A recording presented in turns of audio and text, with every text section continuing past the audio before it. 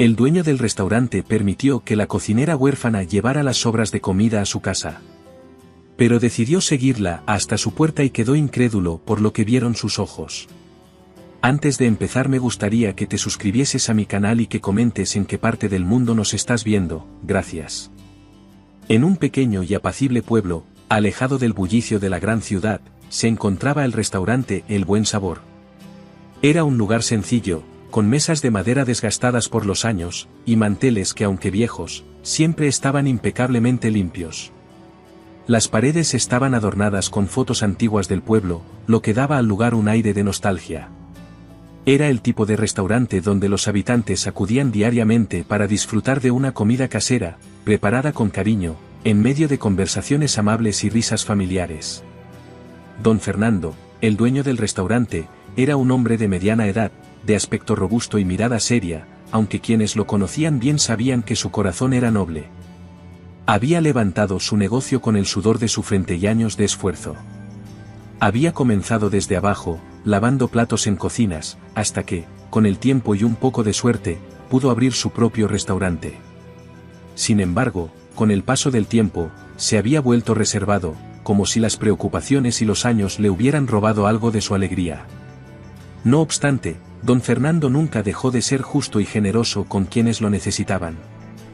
Entre su personal se encontraba Valeria, una joven cocinera de apenas 20 años. A pesar de su corta edad, Valeria cocinaba con una maestría que impresionaba a todos. Tenía una habilidad especial para darle un toque único a cada plato, como si infundiera en ellos una parte de su alma. Aunque siempre cumplía con su trabajo impecablemente, había algo en Valeria que no dejaba de intrigar a don Fernando.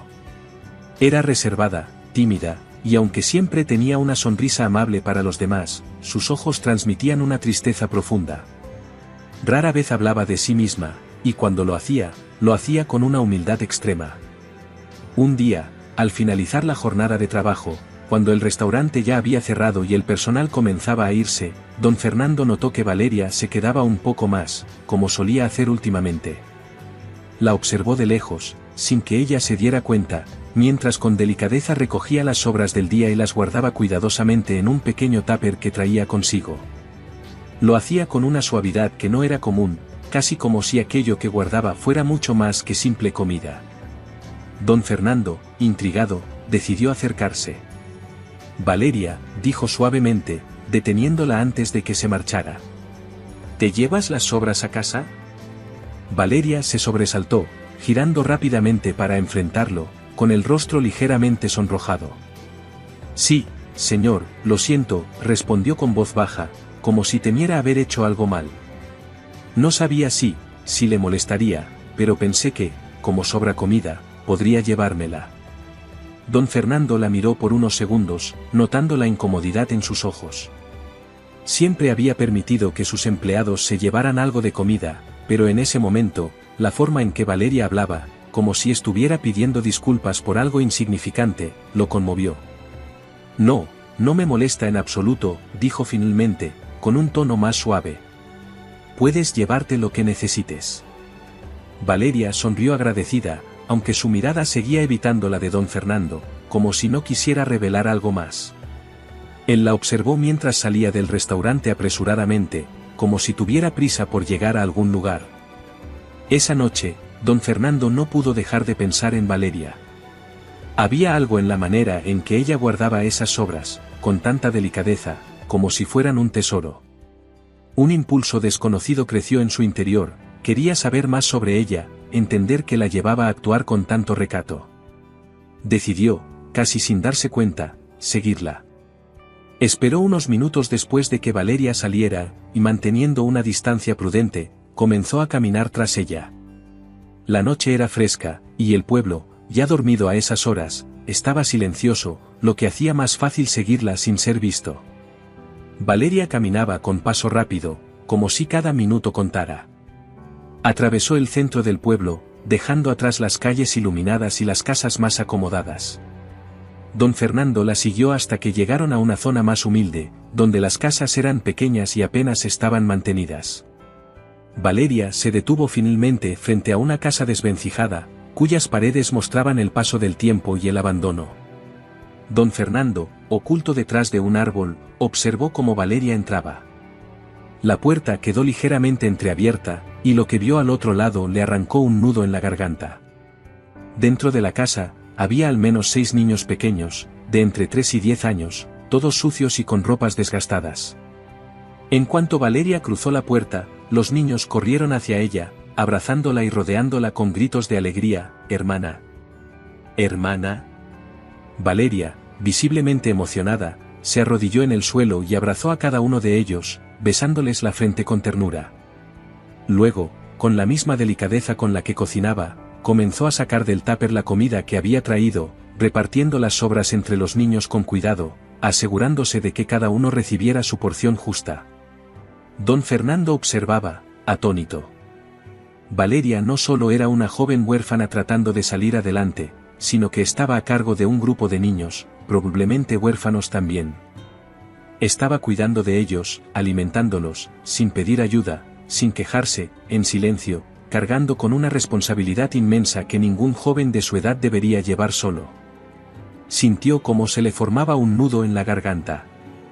No podía creer que, todo este tiempo, Valeria hubiera estado haciendo todo aquello en completo anonimato. Cada noche, después de largas jornadas en el restaurante, ella regresaba a esa casa a cuidar de esos niños, probablemente sin apenas recursos, y lo hacía con un amor y una devoción que le recordaron algo que él mismo había olvidado con el tiempo, la verdadera razón por la que abrió su restaurante. No era solo un negocio, era un lugar para alimentar almas, para ser un pilar en la comunidad, para ayudar a los demás. Don Fernando regresó a casa esa noche, incapaz de dormir. Su mente no dejaba de repasar la imagen de Valeria y esos niños. No podía quedarse de brazos cruzados. No después de lo que había visto. Al día siguiente, cuando Valeria llegó al restaurante, don Fernando la llamó a su oficina. Ella entró con nerviosismo, temiendo haber hecho algo mal. «Valeria», comenzó don Fernando, suavizando su tono habitual, «ayer te seguí hasta tu casa». La joven palideció, sin saber cómo reaccionar. Bajó la mirada, temiendo lo peor. «No estoy aquí para reprenderte», continuó. «Solo quiero decirte que lo que haces por esos niños es increíble. Sé que no me lo has contado, pero tampoco necesito que lo hagas. A partir de hoy, quiero que te lleves lo que necesites del restaurante, no solo las sobras. Y además, te voy a dar un aumento de sueldo. No quiero que sigas cargando con esto sola». Valeria, sorprendida, levantó la mirada. Sus ojos se llenaron de lágrimas. «No sé qué decir, señor», no esperaba, balbuceó, incapaz de contener la emoción que sentía. Don Fernando se acercó a ella con una sonrisa cálida. «No tienes que decir nada, Valeria. Solo sigue haciendo lo que haces. No estás sola en esto». Esa noche, Valeria volvió a casa con una caja llena de comida fresca, cortesía de don Fernando. Los niños la recibieron con la misma alegría de siempre, pero esta vez, había algo diferente en el ambiente.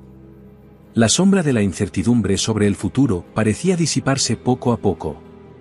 Con el tiempo, don Fernando no solo se convirtió en un apoyo para Valeria y los niños, sino en un amigo, en una especie de mentor. Juntos, buscaron la manera de formalizar la adopción de los pequeños y mejorar su hogar. El restaurante El Buen Sabor se transformó en un lugar no solo para alimentar cuerpos, sino también corazones, y con cada gesto de bondad, una familia se fue forjando, unida por el amor, la solidaridad y la generosidad de un acto que había comenzado con algo tan sencillo como permitir llevarse las sobras. El pequeño pueblo, testigo de esta historia, nunca volvió a ser el mismo. El Buen Sabor ya no era solo un restaurante, sino el símbolo de que, a veces, un acto de bondad puede cambiar vidas de formas que nadie espera. Cuando echó a su esposa de casa, ella le dejó un papel que decía: «No cuidaré más de ti, en 6 meses estarás muerto». Lo que no sabía, es que en 6 meses. Antes de comenzar, agradecer a Margarita por su comentario en nuestro último vídeo. Si tú también quieres ser saludado, no olvides comentar y suscribirte. Sin nada más que decir, tenga un buen día y disfrute de la historia. Era una tarde fría y gris, como las últimas semanas en la vida de Javier. sentado en la mesa del comedor, con una taza de café olvidada frente a él, tamborileaba impaciente con los dedos sobre la madera desgastada. Frente a él, la ventana reflejaba su rostro cansado y la lluvia que golpeaba el cristal. En el fondo, en la cocina, el sonido del agua corría mientras Isabel lavaba los platos, moviéndose casi mecánicamente. El matrimonio de Javier e Isabel había comenzado con amor y esperanza, pero como ocurre con muchas relaciones, los años y las dificultades terminaron erosionando lo que una vez fue fuerte. Ya no se miraban con cariño, ahora, apenas se miraban. Las palabras se habían convertido en reproches, las caricias en distancia, y las risas en discusiones. «Esto no puede seguir así», dijo Javier de repente, con un tono seco y cortante que cortó el silencio. Isabel, acostumbrada a las interrupciones repentinas de Javier, apenas giró la cabeza. Sus manos seguían frotando un plato, mientras su mente trataba de anticipar lo que él diría después. «Estoy harto, Isabel. Harto de ti, de tus quejas, de tu mal humor, de todo. No sé por qué sigo aguantándote aquí», continuó él, cada palabra cargada de rabia y frustración acumulada. Isabel cerró el grifo lentamente, dejando que el silencio se asentara por un momento. No respondió, no le devolvió el golpe verbal que Javier esperaba. Simplemente respiró hondo, secó sus manos con un paño y salió de la cocina. «¿Me estás escuchando?», gritó él, mientras la veía alejarse hacia el piso superior. Ella no contestó. No había más palabras que pudiera ofrecerle. Subió las escaleras y entró en la habitación que habían compartido durante más de 20 años. Con calma, abrió el armario y sacó una maleta. No tomó mucho, solo lo esencial, algunas prendas, un abrigo para el frío y un libro que siempre la había acompañado en los momentos más difíciles. Antes de salir de la habitación, se sentó en el pequeño escritorio que había junto a la ventana. Sacó un papel y un bolígrafo, y con trazos firmes y decididos, escribió un breve mensaje. Cuando terminó, dobló el papel cuidadosamente y bajó las escaleras con la maleta en la mano. Javier, que había permanecido sentado, la observó acercarse con el ceño fruncido. No entendía su calma, su silencio. Había esperado gritos, lágrimas, cualquier reacción que validara su ira. Pero Isabel solo dejó el papel sobre la mesa, lo miró por un instante y salió por la puerta principal, cerrándola suavemente detrás de ella. Intrigado, Javier tomó el papel y lo leyó. «No cuidaré más de ti. En 6 meses estarás muerto». Al principio, Javier rió, pero la risa fue breve y forzada. Arrugó el papel y lo arrojó al suelo. «Ridícula», murmuró para sí mismo. «¿Quién se cree que es?». Sin embargo, aquellas palabras comenzaron a resonar en su mente. Por mucho que intentara ignorarlas, había algo en su tono, en su brevedad, que lo inquietaba profundamente. Primer mes, la libertad soñada. Los primeros días sin Isabel fueron como un respiro para Javier. Se sentía liberado, como si por fin hubiera recuperado el control de su vida. No había más discusiones, nadie que le reprochara nada. Podía dejar los platos sucios en el fregadero, comer lo que quisiera, a la hora que quisiera, y beber whisky sin preocuparse por miradas de desaprobación. Sin embargo, la euforia inicial comenzó a disiparse rápidamente. La casa, que siempre había estado impecable bajo el cuidado de Isabel, empezó a mostrar signos de abandono. Los platos sucios se acumulaban, el polvo cubría los muebles, y la ropa sucia se apilaba en una esquina del dormitorio. Un día, mientras buscaba algo para cenar, se dio cuenta de que la nevera estaba casi vacía. No había considerado que alguien tenía que hacer las compras. Terminó pidiendo comida rápida, algo que se convirtió en una costumbre durante las semanas siguientes. Esa noche, mientras se recostaba en el sofá con una botella de whisky, recordó el mensaje de Isabel. Por más que intentara distraerse, las palabras volvían a él, inquietándolo. En 6 meses estarás muerto. Segundo mes, el peso de la soledad. Conforme las semanas pasaban, Javier comenzó a sentirse más solo. Al principio, la ausencia de Isabel fue un alivio, pero pronto se dio cuenta de lo que realmente significaba. No había nadie con quien hablar, nadie que le recordara tomar sus medicamentos o que lo empujara a cuidar de sí mismo. La casa estaba en completo desorden. Javier, que nunca había tenido que preocuparse por las tareas domésticas, se encontraba abrumado por el caos. Intentó ignorarlo, pero cada vez que miraba alrededor, sentía una punzada de frustración y abandono. Su salud también comenzó a deteriorarse.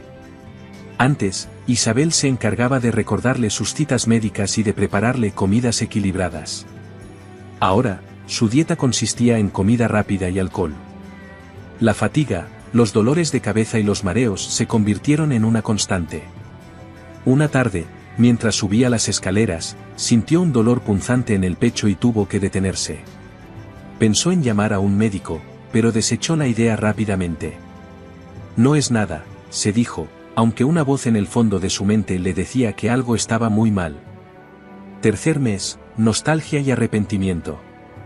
Un día, mientras buscaba algo en un armario, encontró una caja vieja que Isabel había dejado. Dentro había fotos, cartas y pequeños recuerdos de su vida juntos. En las fotos, Javier apenas se reconocía. Era un hombre más joven, más sonriente, con los ojos llenos de esperanza. En todas las imágenes, Isabel estaba a su lado, mirándolo con amor. Las cartas, escritas durante los primeros años de su matrimonio, eran un testimonio de un amor que él había dado por sentado. Cada palabra, cada promesa, era un recordatorio de cuánto se habían amado y de cuánto había cambiado todo. Por primera vez en meses, Javier sintió un profundo arrepentimiento. Cuarto mes, el colapso físico y emocional. La salud de Javier seguía empeorando. Finalmente, acudió al médico, quien le advirtió que estaba en riesgo de sufrir un infarto si no cambiaba su estilo de vida de inmediato. Pero Javier no sabía cómo hacerlo. La soledad se volvió insoportable. Pasaba las noches despierto, pensando en Isabel, en lo que le había dicho y en cómo había llegado a ese punto. Quinto mes, búsqueda de perdón. Finalmente, Javier decidió buscar a Isabel. Después de varios intentos fallidos de llamarla, le escribió una carta. Isabel, nunca valoré todo lo que hacías por mí. Nunca entendí cuánto significabas en mi vida. Ahora que no estás, me doy cuenta de que fui un necio. Por favor, dame una oportunidad para demostrarte que puedo ser mejor. Dejó la carta en el buzón de la casa de la hermana de Isabel, donde sabía que ella se estaba quedando. Sexto mes, el reencuentro. Una tarde, mientras intentaba limpiar el jardín descuidado, alguien tocó la puerta. Al abrir, encontró a Isabel de pie frente a él. Sabía que este día llegaría, dijo ella con una voz tranquila. Javier, incapaz de contener las lágrimas, se arrodilló y le pidió perdón. Isabel, tras un largo silencio, lo abrazó. Te perdono, pero esta vez las cosas deben cambiar. Desde ese día, comenzaron a reconstruir su relación. Fue un proceso lento y lleno de desafíos, pero juntos aprendieron a valorar lo que realmente importaba. Javier comprendió que las palabras de Isabel no eran una amenaza, sino una advertencia. Si no cambiaba, su vida realmente terminaría, no solo físicamente, sino emocionalmente. A veces, solo la ausencia nos enseña el verdadero valor de lo que teníamos. No esperes perderlo todo para darte cuenta de lo que realmente importa en la vida. Cada día es una oportunidad para amar, cuidar y valorar a quienes te rodean. ¿Qué te ha parecido esta historia? Recuerda dejar tu opinión en los comentarios y nos vemos en la próxima. Muchas gracias por ver.